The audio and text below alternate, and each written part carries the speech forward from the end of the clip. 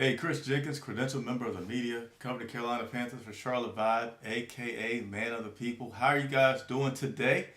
Today after Christmas, hope everybody had a Merry Christmas and are looking forward to the new year. Get those resolutions together. Lose weight, go to the gym. I don't know what the resolutions could be, but I'm sure there are a bunch of them out there. So I am here today, joined by none other than the guy who's exceeded me in popularity lately, Andre Casseday, my great co-host. How you doing, man?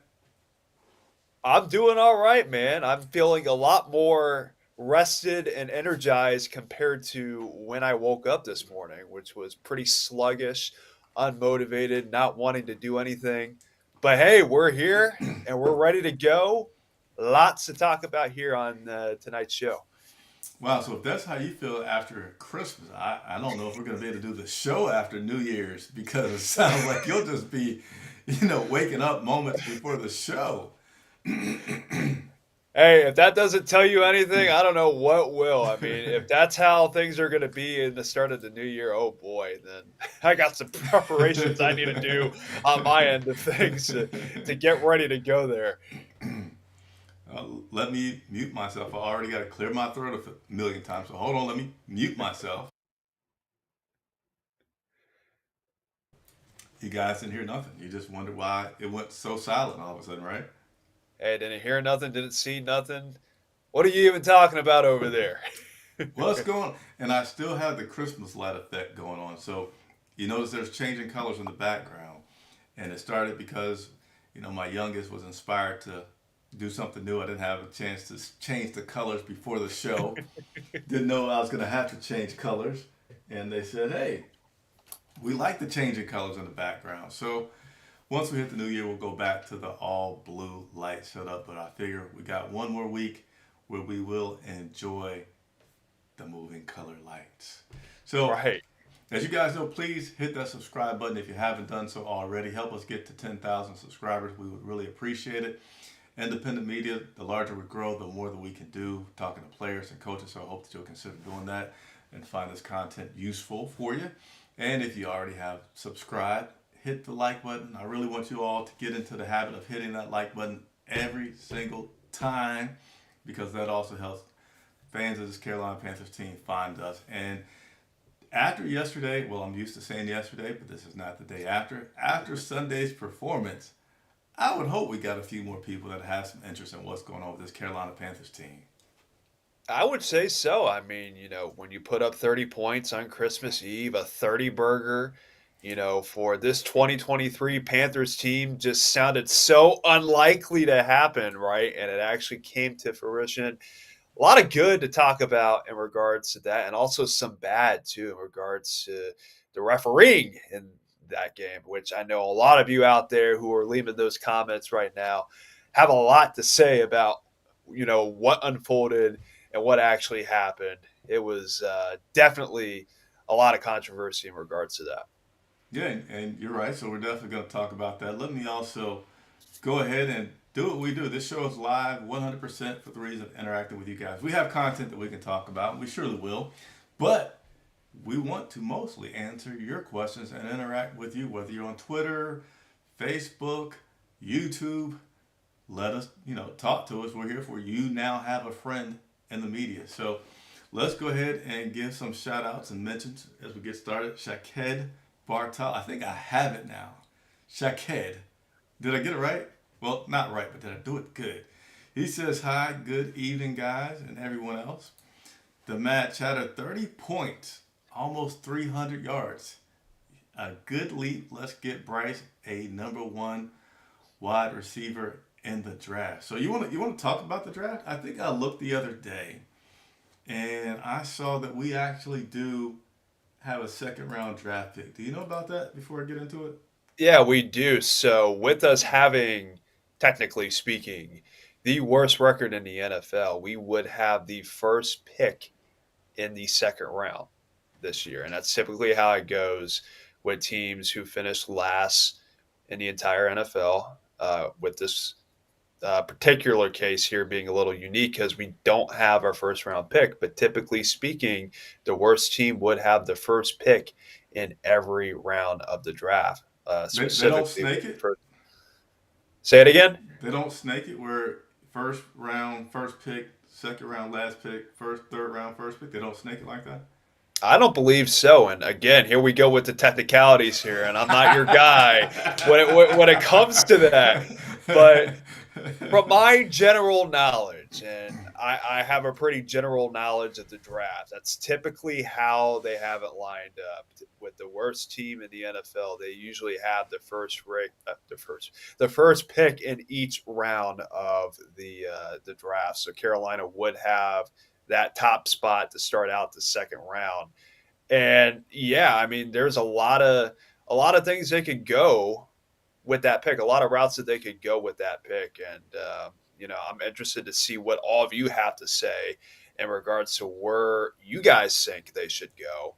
But obviously, if you had to, you know, pin it on one side of the ball, they're definitely going to have to go offensive with that pick. What do you say, Chris? Yeah, I was going to pick on you saying that's the route they would go. I was like, oh, so you're saying they should get a wide receiver because you're saying routes. But in both of our defense, before we get into this much, we are not anywhere near our draft preparation mode where we Right. have things like cap space down, where this pick came from, and who all is available. So I will put that disclaimer out there. I feel like we might have to go on the offensive line first. It's almost like you can get some other good pieces back there, but if the quarterback doesn't have time to drop back, then the receiver doesn't have time to catch the ball, and you got all these valuable assets that really can't do much. Now you don't need the line to be superstars, but you just need them to give you that much time to make something happen. So, but our line has been improving from being so bad. But I think we might have to see line, and then after line, yeah, I think you're right. We might have to go for a wide receiver once we feel really sure that we can give him time to throw the ball. And I'm gonna take a drink of water and clear my throat again. Yeah, go for it. But I think, when you look at that debate, there was a team as of late that had a similar debate. And I'm talking about the Cincinnati Bengals. This was back in 2021, I believe, where they had um, a top five pick, right? And they were in that same situation, same scenario where they're like, hey, should we go with a receiver or should we go with an offensive lineman? Because they had needs at both of those spots. And it turned out that they went with a receiver and drafting Jamar Chase with that fifth pick. And so they had that similar discussion and debate as well. And while it got them to the Super Bowl that following year, if I'm not mistaken, what was the one thing that held them back in the Super Bowl was the inability for Joe Burrow to have time to throw. And again, that side of the debate is going to get brought up. If you have that stud receiver, great. But if you don't have time to throw the football to get it to him, then what's the whole point of having it? So I think that's going to be something that they're going to be looking at. I do think another option for them is going to be through free agency to look for a number one receiver. T. Higgins comes to mind at the very top of that list. He's due for a big contract, and Carolina has some money to spend. So it'll be interesting to see where they go. They have options. Some are a little bit limited compared to others, but that second round pick is going to be very valuable and very telling for where they see their team going as they move forward. And who is this? The Mad Chatter with a question, and everybody else is watching. Let's go ahead and, unfortunately, but this is my advice to you: put on that hat of patience, because the Yep. amount of things that are needed to turn this team around is not going to happen in 1 year. Now, what you can be more looking forward to is I will say, yeah, expect more wins still, right? We're at 2 right now. So, still expect 4, 5 wins next season, which would still be, at this point, doubling your win performance and an improvement. So, but expect it's going to be a 2 year thing because there's so many things, right now not knowing all the draft picks that we have, etc. But even if you do good in your draft, you have so many holes. You're also going to need do good in free agency and getting some guys to come here as well to fill some of those gaps. So, and you may have to be creative with how you do that. But nevertheless, thank you, Matt Chatter, for the question. We're going to continue to move on through some of the questions here and comments that are coming. You know, Hey. our members in this channel, and we got one of our members that signed on, so want to talk to her, Michelle Yvette. I got stuff all over the screen here. Andre probably knows what I'm talking about. But Oh, yeah. season's greetings, fellas. Bryce Young and Eagles fan here. So congratulations to you as the Eagles did get off their 3-game losing streak, I believe against the Giants They yesterday, did. and Yes. were in control of that NFC East. I want to say You South. got I'm it. thinking about Dallas, and I'm like, but Dallas is that old realignment thing. They want to keep that rivalry together, but yeah, Right. the NFC East. Uh, Bryce Young with 2 TDs and 312 yards. Chark was on point. O line is improving. Competitive game. Yes, it was. And let's go ahead and talk about some of those people that she just mentioned. All right. Let's go ahead and first talk about Bryce Young and just how well he did yesterday. All right, here we go. Bryce Young, how well did he do yesterday? Well, in the second half alone, he had a passer rating of almost perfect, 136.8 Oh, in that wow. second half. He was 16 of 21 for 199 yards and 2 touchdowns. That deserves some of this right here. Not too bad. Not too bad. Not too bad. And I got to mute again for this throw. I don't know what it is, man. I thought pretty good. Hey, it's the rain, man. The weather, the swinging back and forth with the temperatures, man. It's throwing everybody off right now, including me. You're probably right. You're probably right. So here's another good one for you. This somebody can use this for some trivia, right? So next one for you. Bryce Young went 6 for 6, and I'll give you. We'll have some fun. Andre, what pattern do you think that he connected on 6 for 6 perfectly in the game that also included a touchdown? In the fourth quarter, just Throughout the passing game. in the fourth quarter. Oh, Throughout the throughout the game. game. Okay. Oh, man, Six I for don't know. six. He was perfect on these patterns. The post pattern. Six for Oh, six. okay. Yeah, this is according to Next Gen Stats. It's not me watching the tape and making it up. It's according to Next Gen Stats. He was 6 for 6 with a touchdown and 102 yards on post patterns yesterday. Good stuff, right? I would say so. All right, and then let's. Thanks for the segue there, Michelle, with that comment there. And I got something else I'm going to throw on the screen for you. Let's look at this throwing chart here. Take a look. Take a look. Bryce Young throwing chart, and yeah. So there's his performance yesterday, A and lot of variety. yeah, yeah, a lot of variety. Touchdowns were coming to his right hand side, but yeah, he mixed it up. And I like this chart. It doesn't have a ton of passes that are behind the line of scrimmage. You got basically 4 that were at or just behind the line of scrimmage, and a lot of medium routes here. I think I had one more note about this passing chart. I'm gonna try to find really quickly because I'm not sure where I put it. Um, Gosh darn it, I lost one of the stats I want to share with you guys. But basically, he did darn good in that 15, I think it was like the 10 to 15 yard range or something. I had a stat that I'm not able to find. Uh, Hey, let me see if I can take an extra second and find it. Why not, right? Right. Well, I'll take an extra while you second. look for that, I do have a stat that just came from the dome of my head, right? So Bryce Young, he hasn't thrown an interception in X amount of games. I think it's 3 straight games, if I'm not mistaken, where he hasn't thrown an interception.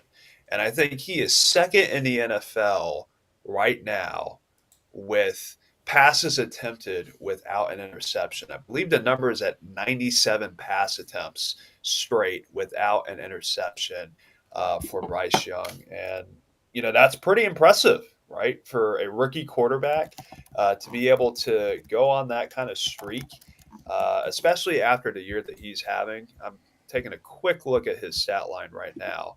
So he hasn't thrown an interception since the Buccaneers game back on December 3rd. So he's gone 3 consecutive weeks without throwing an interception.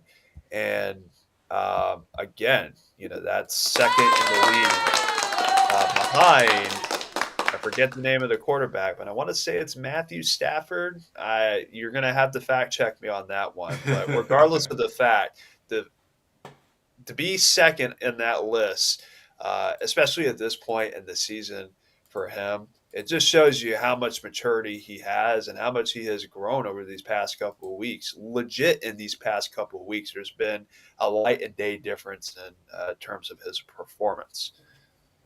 Yeah, and guess what? He's being recognized for that performance. Again, thank you, Michelle. You tossed us up a great segue to some good content I Yeah. had sitting on deck. That's Bryce why we love Young, our members, man. That's we why we love our love members. him. Bryce Young is being recognized for his performance yesterday. He is one of 3 nominees for FedEx Air Player of the Week. Had some stiff competition, and I want to kind of pick on some of the things that were happening in that locker room on Sunday.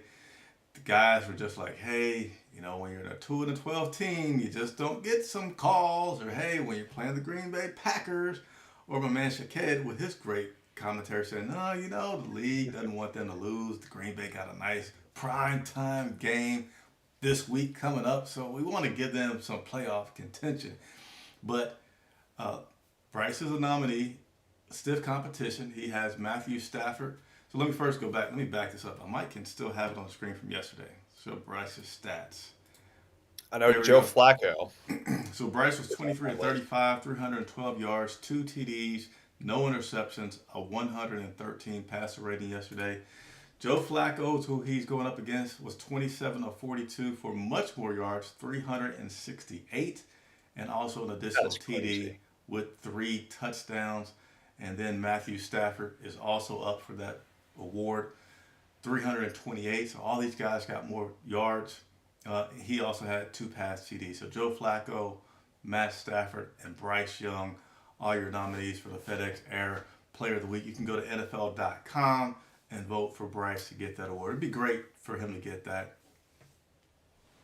It would. I just don't know if it will happen though, because I mean, for one, to see Joe Flacco on that list doing what he did at his stage or at this stage of his career for him, I mean, for somebody who wasn't even on an NFL roster, I believe, to start the season, basically off the couch and put up the kind of performance um, that he was able to do against a pretty darn good Houston Texans defense. I mean, you got to give him props for that. But I mean, yeah, it's going to be tough for him to win it. He's got some pretty stiff competition with those 2 other guys there. Hey, guess who's gonna be backing him up now? Who is that? Our man PJ Walker. Oh man, PJ Walker has been signed to the active roster for the Cleveland Browns. And it's the journeyman life of an NFL backup quarterback. Because that guy's been the starter. He's been on the 53-man roster. They released him. They put him on the practice squad. And now he's back.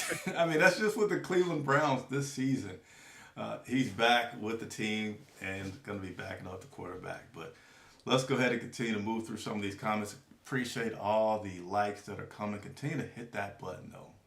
We will not get upset over too many likes tonight. And also, a link is in the description for anybody that wants to join us tonight and test our knowledge. we're here, man. Ready. Andre's ready. Test the knowledge. Hey, we're here. Then the kicker missed a kick. Yeah, the kicker missed several kicks. So we had A couple. Matt. I was about to say Matt Purdy. Where's my brain at? Gee whiz. We had Eddie Pinheiro missed 2 extra points yesterday.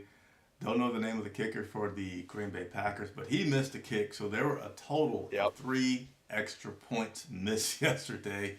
Eddie Pinheiro does not having a great game. 1 week after getting NFC Special Teams Player of the Week. So yeah, we did have some missed kicks yesterday.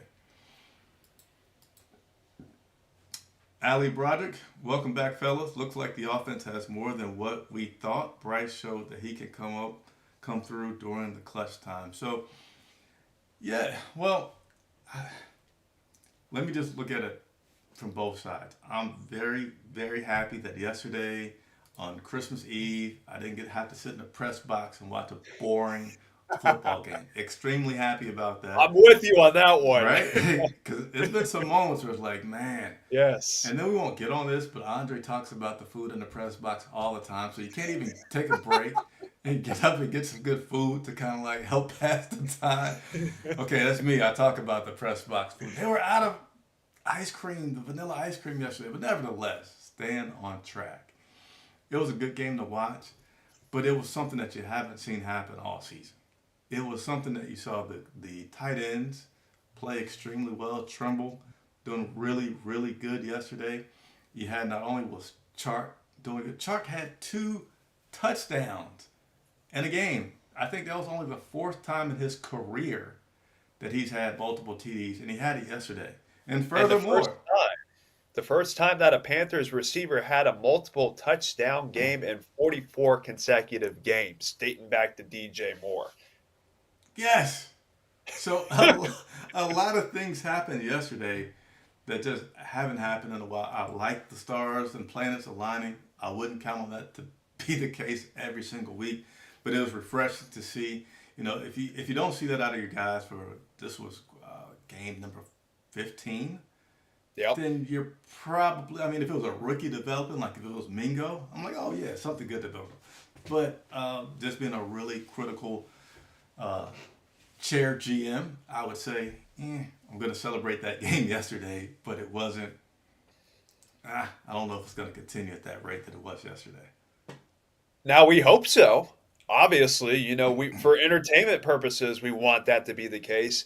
But you always have to look at it from both sides of it, and from a realism standpoint, um, it's hard to see them to be able to continue to do that. I mean, this was the outlier game for them in a season where basically every game has been a struggle for them offensively. So there was a breakthrough moment for them on Sunday. Hopefully it can continue, because I would like to be able to see DJ Chark put up the kind of numbers that he did on Sunday on a weekly basis. But is that something too much to ask for out of him and the rest of the offense? I mean, who knows? But ultimately speaking, though, we got to see some fireworks on Sunday, and it was definitely good to see. Hopefully it's something that they can build off of for sure. I was going to try to see if I could have the draft order completely in front of me. Let's see. So it looks like the Carolina Panthers would have what is technically the 33rd pick, first pick in the second round, and also have the 65th pick. So yes, the first pick in the third round. So yeah, looked like Andre was correct. You may be surprised. But we have a guest. Oh my. Who could it be? Who could it be, ladies and gentlemen? Oh, look who it is. Evening, guys. Hey, Good evening. Can I be picky with you with your camera? Could you just angle it down? There we go, just a little bit, because we just got your head. There you go. Biggest radio. So, number one, Chris, maybe you can ask Thomas Brown or Chris Tabor, why are they not running the read option with Bryce Young? Because, as I mentioned earlier, in Alabama, was pretty successful in that. And when they tried it on 4th and 1, the first time they were successful with Bryce Young, quarterback's next first quarterback season. But the previous play earlier, when they ended up to Chuba Hubbard on 4th and 1, which they didn't get it. If Bryce Young kept the ball quarterback keeper, read option, it's a first down. So I am curious as to why they're not running it. I mean, I realize he's a rookie quarterback, but still, I would presume with his speed and quarterback intelligent, he could pick up a couple of big first down running the read option, which I know it's different coaching regime, but last year Sam Darnold, who is not a very athletic quarterback, and the year before, one particular play against the Cowboys, they ran a read option. He scored a touchdown. So I'm curious to know why they're not putting in the playbook. That, I think, will be a success. Now, another thing, as excited as we should be about Bryce and the offense performance on Sunday, which, by the way, as a fan, it felt like a playoff game. The energy at the stadium was very high. You couldn't tell that the Panthers are 2-12 and all the fear that the Packers will take over. The Packers fans, it wasn't as bad as previous games, let's say against the 49ers, Cowboys, or Steelers. So as excited as we were on Sunday, we should remember that the Packers defense is terrible, especially their secondary. So that's something that we should remember. Of course, we should all be excited, but we should remember that. And it will be a good test on Sunday against the Jaguars, who have much better defense. And you mentioned, Chris, earlier that you think this is going to take a couple of years to rebuild, maybe 2 years. And I respectfully disagree with you. Two reasons. NFC South is a joke. Number two, in the NFL, one decent free agency in one good draft class, you can turn it around. You need an example. Look at the Texans. A year ago, they were the laughingstock of the NFL. Right now, they are more than likely going to make the playoff, either as a wild card or winning the AFC South. So it can be turned around in a year. Sure, we need some pieces, but everyone needs some upgrade. And as a trivia question to you guys, do you know where we got our fourth round pick this year? Which team it is? Oh, I would definitely tell you I have no clue. I'm always bad at the draft stuff. Very bad at it.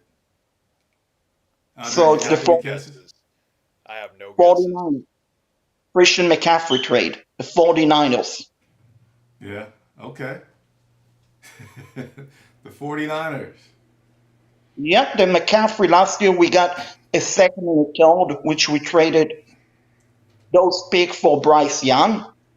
And this year we also got a fourth round pick from that trade. And we also have a 6th and a 7th round pick from the trades that we traded Robbie, Chosen, Anderson to the Cardinals. Okay. We're gonna have to play some trivia with you guys more often, but only after I have a chance to get some knowledge up on the historical matters of things. Hey, Shaked, did I get it right? Did I say it good? You did, absolutely. Perfect. Thanks for calling in, man. Sure, anytime. So, All right. I'm going to touch on the read option.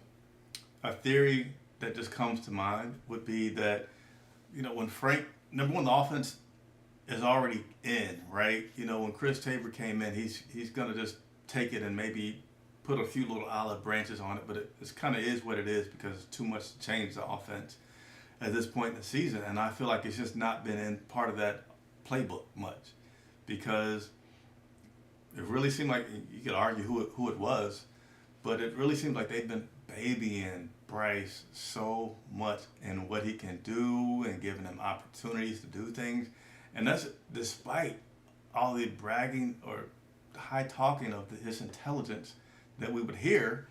But, I was, a person that loves to show the passing charts, and I was just like, man, they let Andy Dalton come in and do everything.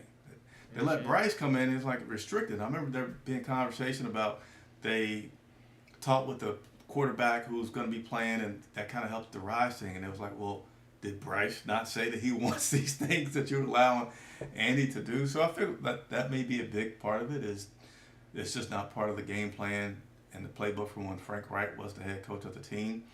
And then in terms of the other question and the rebuild, do you want to take the rebuild question or his disagreements on the rebuild? I like his optimism, and I wish I had that level of optimism because he does make some good points.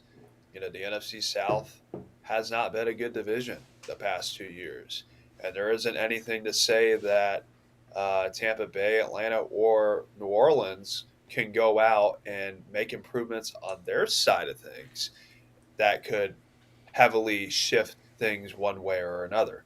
So you have to play it from that aspect as well. I do think, Carolina, if they have a solid free agency period and a solid draft, it makes them more competitive, yes, but I just haven't seen anything yet that would indicate that they're ready to compete for a playoff spot.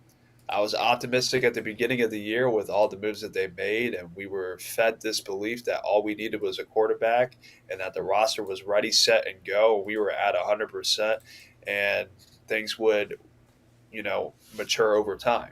Obviously, that wasn't the case. So, um, turnarounds do happen quickly in the NFL. I'll give them that. I mean, that's the thing that's so beautiful about this league. There's so much parity. There's so much change that could happen from one year to the next, good or bad. It's there. So I'm going to wait and see. I'm in a wait and see mode when it comes to that. I need to see more. I want to see who they bring in as their GM and as their coach and see what their vision is before I fully commit to saying how long this whole process may take. But at a minimum, I do think it's going to be a 2-year deal before we can legitimately say we're going to be in playoff contention. Yeah, and so I will like you, Andre. I will give him props and credit for that NFC South thing. That could help us get a few more victories, but still, overall, that's only 6 games out of 17 that you play. So you could be good. You could win all 6, right? And then you got 11 more to go. What if you're still bad? You can only win 3 of them. I mean, but that would be like the good case. A 9 and trying to do all this math in my head. A 9-8 record would be good. That would be a big turnaround if we were able to sweep the division and just get a few outside of the division. But also the thing with Houston is that's that small case in which things happen. But their biggest piece in that turnaround was their quarterback is playing insanely well for a rookie and great for just a quarterback, period. And these quarterbacks typically take some years to develop. Bryce obviously wasn't that superstar jackpot immediate success that happens rarely, but it's really exciting when it does happen. We're at the 7:30 mark, so I want to get through 2 questions really quickly, and then we're going to talk about the officiating. There was lots of officiating questions that took place Oh, on yes. Sunday, and also here's something that media has its opportunity occasionally when there's big questions for the refs to be able to talk to a ref, but only one person can do so, and then we get the transcripts from that. So normally I would not read the transcripts to you guys. I don't think you would find it interesting, but for this one, because it was such a big deal, me and my guy, the great narrative voice, I'm going to try to match his energy, Andre Casseday, we're going to read you the transcripts between the pool reporter, which is basically the reporter that represents everybody because only one person is allowed to talk to these refs, and the league about the officiating from this past Sunday. So you want to just give us a minute or two and we'll go through that. But I want to touch on 2 questions that I got really, really quick. Willie Smith, is it necessary to remove the GM? Why not hire a head coach from the existing staff? We have 2 potential head coaches on the staff with Brown and Evero. We're going to have to work with the team we have. So, I don't know if you want to take that, Andre. Did you want to take it? I'm just gonna say it right now. It is necessary to remove the GM. Okay? You cannot have somebody like a Scott Fitterer. Let's just get this out there. He's a good dude. Nothing personally wrong with him, right? We're talking about him as the professional general manager of this team, right? This in on every deal mantra, right? It served its purpose. but it also served it showed its Demise. negative head, right? It showed its demise, right? When you're in on every deal, when you are aggressive, when it works, hey, it works and you have a lot of risk and a lot of reward when it comes to that. But when it falls through and you swing and miss and you strike out on a bunch of those trades and acquisitions, you get to where you are right now. Which is And, super quick interjection, which right, is the worst record and no number one overall pick. And I forget, but I think the last time that this has happened was like in the 90s or so. So give or take right. about 30 years ago was the last time the team had the worst record and did not even have a pick in the first round. Continue. Right. And I've always respected him for his aggressiveness. He's not somebody that's going to, be laid back and watch from afar. He's going to go out and make those calls. And if he feels that it's going to benefit the team, he's going to go out and try to make any means necessary to make it happen. Right. Right. But ultimately speaking, the track record is pretty clear in terms of the people that he has brought in, the draft misses, with some of these picks that he's had. This free agent class has been, for the most part, a bust, give or take a couple of players that had respectable years, Adam Thielen being one of them. Amir Smith-Marset, who was a pretty late pickup before the start of the season, was a pretty solid one as well. But there's been a lot of disappointing players that have come in here. Miles Sanders, Hayden Hurst, the lack of playing time for DJ Johnson in the draft. I mean, Justin Houston. Justin Houston, I totally forgot that he was on the team to begin with, so that kind of just speaks for itself. So the track record's pretty clear. He's been here for nearly 4 seasons now, hasn't made the playoffs in any of his time here in Carolina. I think it's pretty evident that a change is necessary to try to legitimize where this team is moving forward. Yeah, and just in terms of what Tepper's thinking to do, it just doesn't seem like I don't get the feeling at all that he's considering Thomas Brown as a head coach. He's part of this Yeah. staff that has been 2-14, 2-13. I'm sorry, and I just don't get those vibes at all that he would be a candidate. Ivero could be more, even though I don't get those vibes either. But I feel like Ivero could be more. Mostly he's one the offensive minded coach. So if you're like, hey, offensive minded, is it going to be Thomas Brown? I say flat out no. Ivero's defense, so that automatically puts him out. And, so you're just going to have a whole new show coming to the Carolina Panthers soon. Hopefully Ivero could stay, right? He's been very good, but he may also get some opportunities to interview for a head coaching job and say, ta-ta, see you later. Let's go ahead and get to one more, and then we're going to get to this transcript thing because I want to talk about the officiating. The real Sun Child said Cade Mays showing flashes also. So we had a starting lineup this week in which we made a quick change and ended up going with we took out Nash Jensen and went with Gabe Jackson most of the game. And so they did okay. I mean, obviously Bryce is going for 300 yards if they did terrible. They did have some struggles. Bryce was having to move around a little bit. But let me give a little shout out to Ikem Ekwonu. You remember when we were like just wanting to get rid of this guy so bad? Right. And it just shows, I want to have patience with him because he's a sophomore, second year. Sophomore slump is what I was feeling like he may be having. He was the highest rated overall lineman on this team last weekend. He basically very well green in the run block, pass block, and overall. He had a 71, highest rating. Of course, Taylor Moton is usually about second, which he was again last week. But yeah, this comment here says Cade Mays showing flashes also. Cade Mays did pretty good against the run, and pretty much the complete opposite against the pass. So you can call that progress because he wasn't bad in both. He was really good in the run. He used to work on the pass. But thank you so much, the real Sun Child, for that comment. Are you ready, Andre Casseday? Yeah, let's talk about those refs, man. There is a bunch of ways we could go about handling this situation here. Yeah, so we're just going to get into this transcript because we only got about 5 more minutes give or take on the show because we want to get over to Instagram as well for a quick Yes. live that we're going to do there, which I did not tell my co-host about until this very second, but you saw him just take it in stride. So again, after the game, pool reporter Joe Person got a chance to speak with the NFL Senior Vice President of Officiating, Walt Anderson, about the game. All right. I wish I had a graphic to put up so you guys could know what we're talking about. But again, this is going to be the transcript conversation between the pool reporter and the NFL Senior Vice President of Officiating, Walt Anderson. All right, you want to do papers, rock, scissors to see who's who? Or do you have a preference on who you want to be?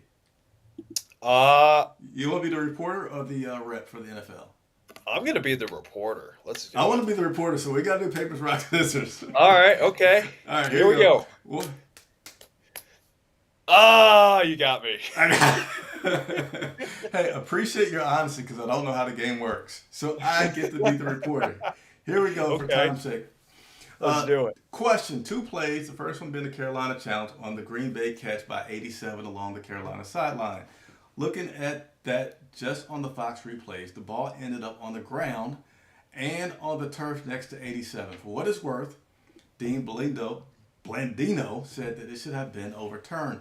What did you guys see on the replay review? All right, here we go. The ruling on the field, obviously, is where we start, which was a catch, right? It was a catch, and a receiver maintained control throughout the process as he was going to the ground. We actually did see the ball touch the ground, but we also saw that he had control of the ball in his left hand, which sparked a lot of debate during the game and afterwards, right? The left hand never came off the ball, and there was no available shots that show that he actually lost control of the ball in his left hand, even though the ball touched the ground. The ball is allowed to touch the ground as long as there's no evidence that he lost control. Okay. And we didn't think it was clear and obvious, okay, that he did. Lying like a rug, right? And since the ruling on the field was a catch, we stayed with the ruling on the field. And did you see at the end of the play the ball being out of his control and on the ground? And if so, how did you come to grips with that? I love how he tries to play dumb here, right? He's like, you mean eventually, right after the process? Well, obviously, yes, that's what they're referring to, right? So then the reporter says, no, I mean, kind of as he was completing the catch, the ball was out of his control next to him. We did not see a view, so he's reiterating that point again, that showed that he lost control of the ball in his left hand until he was actually maybe, this is the part right here that gets me, maybe beginning to get up. At that point, the process was over. Okay, thank you. And then secondly, on the final play of the game, Walt, there's this completed catch. Carolina coming down to try to spike the ball and stop the clock. Why did that play not go to you guys in New York? There were 2 parts of the replay rule that are in effect at the end of the game in this situation. Replay can stop the game and restore time only if there are 2 or more seconds to be added to the game. In this instance, it was just a second, right? But as a part of the same rule, we can assist the field or the on-the-field officials. What the officials were doing was they were getting together. What they ruled was that the ball was snapped with 1 on the clock, but by the time the ball hit the ground, they had 0. And as much as I hate to say it, this was pretty obvious here, right? And they asked us if we could confirm that, and we did confirm that to them, and that the fact is the clock actually went to 0 just as it was leaving the quarterback's hand. So it was clearly a 0 when it hit the ground, and we could confirm that to the crew. Reporter says, question. So do you guys look at that because there was not communicated on the field at the stadium? Yes, because in the replay assistance rule. And so as the officials were having their conference, they were talking, communicating, telling us, here's what we are ruling on the field, right? We're ruling that the ball was snapped with 1 But when it went to zero, or it went to zero before it hit the ground, and we could confirm that indeed that was what was occurred. So that part of it right there, I do agree with how the officials handled that, because I think, it was pretty straightforward. You look at the clock, you look at the replay, and it was zero right as the ball hit the ground. I mean, there's no disputing that. There's no open interpretation there, right? But when you look at the catch and when you look at how they handled it, and there was a lot of back and forth there with that reporter, him trying to, play a little coy with the reporter and act like, she didn't know what she was talking about in that situation. And then basically reiterating the same point that they had. That one there, again, it just seemed very, very odd in how they handled that situation there.